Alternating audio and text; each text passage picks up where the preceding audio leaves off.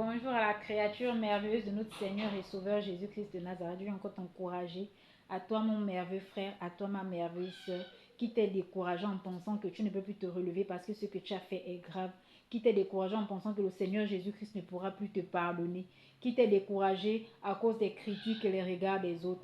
Je reconnais que autrefois je faisais partie de toutes ces personnes que lorsqu'un frère rétrogradait, lorsqu'un frère se comportait mal, je critiquais, je jugeais. Je me suis vraiment repentie de cela car ce n'est pas la volonté du Père que je puisse avoir ce genre d'attitude, car ce n'est pas la volonté du Père que je puisse critiquer mon frère. La volonté du Père est que je puisse aller crier au Père, implorer la grâce de Dieu que mon frère puisse revenir à la maison. Nous voyons ici l'histoire de l'enfant prodigue. Lorsque l'enfant a quitté la maison de son père, et le père était là en train d'attendre son enfant jusqu'à ce que son enfant est revenu. Lorsque le fils est revenu à la maison, le père était content, le fils s'est repenti et le père a pardonné au fils. Ce jour-là, le père a même organisé une très grande fête pour le retour de son fils.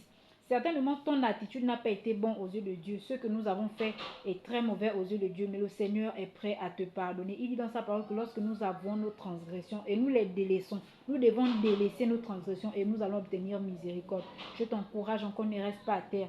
Il y a une jeune fille qui m'a raconté son histoire. Elle m'a fait comprendre que lorsqu'elle marchait dans la lumière, sa famille et le monde croyaient en elle. Mais lorsqu'elle est tombée dans les ténèbres, dans le péché de la fornication, aujourd'hui, ses parents, sa famille, ses amis ne croient plus en elle. Je lui ai dit que c'est normal parce que lorsque nous marchons dans la vérité, le monde nous regarde. Lorsque nous marchons aussi dans les ténèbres, le monde aussi nous regarde. Lorsque nous marchons dans la vérité, le monde voit la lumière en nous. Et lorsque nous marchons dans les ténèbres, ils savent que nous sommes dans les ténèbres. Voilà pourquoi je t'encourage encore à te relever. Et je les conseille que ce n'est pas parce que les autres t'ont critiqué, t'ont jugé, que tu vas rester à terre. Relève-toi. Le but du Seigneur, c'est que nous puissions continuer la marche jusqu'à la fin.